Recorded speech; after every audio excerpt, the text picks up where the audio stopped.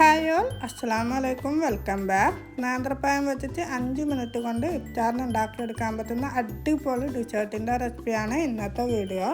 ഇതുണ്ടാക്കാനും വേണ്ടിയിട്ട് ഒരു pan ചൂടായപ്പോൾ 1 teaspoon ghee ഇട്ട് കൊടുക്കുന്നുണ്ട്. ഗീ മെൽറ്റായി വന്നപ്പോൾ 2 വലിയ നേന്ത്രപ്പഴം ഇതുപോലെ കട്ട് ചെയ്തിട്ട് ചേർത്ത് കൊടുക്കുന്നുണ്ട്. മീഡിയം ലോ ഫ്ലെയിമിൽ വെച്ച് ചേർത്ത് കൊടുക്കുക. എന്നിട്ട് കൈവിടാത്തൊന്ന് ഇളക്കി വഴറ്റിയെടുക്കുക കേട്ടോ. പഴം ഒന്ന് വഴറ്റിയെടുക്കണം, നല്ലോണം വാടി വരണം. അത് ഒരു 1/4 വേവ് ആകുന്നവരെ പഴം നന്നായിട്ടൊന്ന് വഴറ്റിയെടുക്കുക. അടഞ്ഞു പോകാതെ നോക്കണം, ഇടയ്ക്കിടയ്ക്ക് ഇളക്കി കൊടുക്കുക. ഇപ്പോൾ നമ്മൾ പഴമൊക്കെ ഒരു 1/4 വേവ് ആയിട്ടുണ്ട്. ഇനി നമുക്കിതിലേക്ക് 1 ടീസ്പൂൺ പഞ്ചസാര ചേർത്ത് കൊടുക്കുക കേട്ടോ.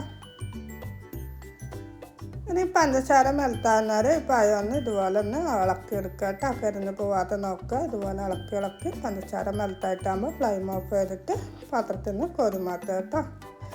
ഇപ്പോൾ പഞ്ചസാരയൊക്കെ മെൽത്തായി പഴമൊക്കെ നന്നായി വാടി വന്നിട്ടുണ്ട്. ഇനി നമുക്കിത് പാനിൽ നിന്ന് കോരി മാറ്റിയിട്ട് തണിയാനായിട്ട് വെക്കുക.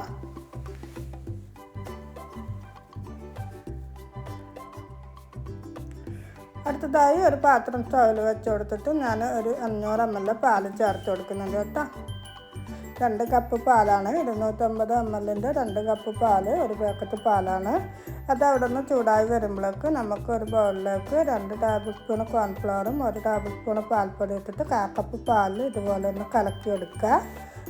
അതേ സമയം കൊണ്ട് തന്നെ നമ്മളെ പാലിവിടെ ചൂടായി വന്നിട്ടുണ്ട്. ഇനി നമുക്ക് ഈ കോൺഫ്ലവറിൻ്റെ മിക്സ് പാലിലേക്ക് ഒഴിച്ച് കൊടുത്തിട്ട് മീഡിയം ലോ ഫ്ലെയിമിൽ വെച്ചിട്ട് കൈവിടാത്തൊന്ന് ഇളക്കി കൊടുക്കുക കേട്ടോ. അല്ലെങ്കിൽ അടി കരിഞ്ഞു പോവും. അതുകൊണ്ട് കൈവിടാത്തൊന്ന് ഇളക്കി കൊടുക്കുക. പെട്ടെന്ന് കുക്കായി വരും കേട്ടോ.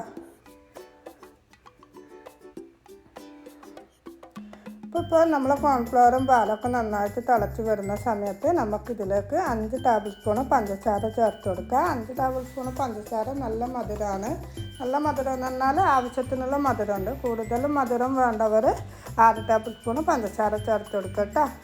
ഇപ്പോൾ നമ്മൾ കോൺഫ്ലവറും പാലൊക്കെ നന്നായി കുറുകി വന്നിട്ടുണ്ട്. ഇനിയിപ്പോൾ നമുക്ക് നേരത്തെ വഴറ്റി വെച്ച പഴം ഇതിലേക്ക് 1/4 ഭാഗം ഇട്ട് കൊടുക്കുക കേട്ടോ. ഇപ്പോൾ നമ്മൾ പായം ഇട്ടിട്ടൊന്ന് ഇളക്കിയിട്ട് ഒന്ന് തിളപ്പിച്ചെടുക്കണം.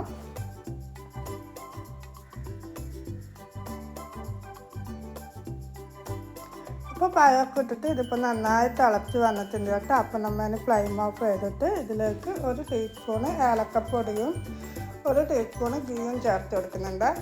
നിങ്ങൾക്ക് വേണമെങ്കിൽ ബട്ടർ ചേർത്ത് കൊടുക്കുക. ഒരു നല്ലൊരു ഫ്ലേവറിന് വേണ്ടിയിട്ടാണ് ഗീയോ ബട്ടറോ ചേർത്ത് കൊടുക്കുന്നത്. പിന്നെ ഫ്ലെയിം ഓഫ് ചെയ്തിട്ട് തണിയാനായിട്ട് മാറ്റി വെക്കുക. തണിയുമ്പോൾ ഇത് ഒന്നും കൂടി കുറുകി വരും കേട്ടോ. നല്ല കുടുക്കേണ്ട പാകത്തിന് നന്നായിട്ട് കുറുകി വന്നിട്ടേന്. ഇനി നിങ്ങൾക്കിതൊരു പുഡിങ്ങിൻ്റെ പരുവത്തിലാണെങ്കിൽ നമ്മൾ കോൺഫ്ലവർ എടുക്കുന്ന സമയത്ത് കുറച്ചധികം കോൺഫ്ലവർ എടുത്തിട്ട് ചേർത്ത് കൊടുത്താൽ പുഡിങ് പോലെ നമുക്ക് കട്ട് ചെയ്തെടുക്കാനും പറ്റും കേട്ടോ. നല്ല അടിപൊളി ടേസ്റ്റായിട്ടുള്ള ഒരു ഡെസേർട്ടാണ്. നേന്ത്രപ്പായ കയ്യിലുണ്ടെങ്കിൽ കോൺഫ്ലവറും പാലും ഉണ്ടെങ്കിൽ നമുക്ക് ഈസി ആയിട്ട് ഉണ്ടാക്കാൻ പറ്റുന്ന അടിപൊളി ഇഫ്താറിന് കഴിക്കാൻ പറ്റിയ അടിപൊളി ഡെസേർട്ടാണ്. നമ്മുടെ വീട്ടിൽ ഗസ്റ്റൊക്കെ വരുമ്പോൾ ഈസി ആയിട്ട് ഉണ്ടാക്കാൻ പറ്റുന്ന അടിപൊളി ഡെസേർട്ടാണ്. അപ്പോൾ എല്ലാവരും ഒന്ന് ട്രൈ ചെയ്ത് നോക്കുക. വീഡിയോ നിങ്ങൾക്ക് ഇഷ്ടമാണെങ്കിൽ ലൈക്ക് ചെയ്യുക. അതുപോലെ തന്നെ സബ്സ്ക്രൈബ് ചെയ്യാണ്ട് കാണുന്നുണ്ട്, സബ്സ്ക്രൈബ് ചെയ്ത് സപ്പോർട്ട് ചെയ്യുക. പുതിയൊരു വീഡിയോ ആയിട്ട് വീണ്ടും കാണാം ഇൻഷാ അല്ലാഹ്. അസ്സലാമു അലൈക്കും. Take care. Bye bye.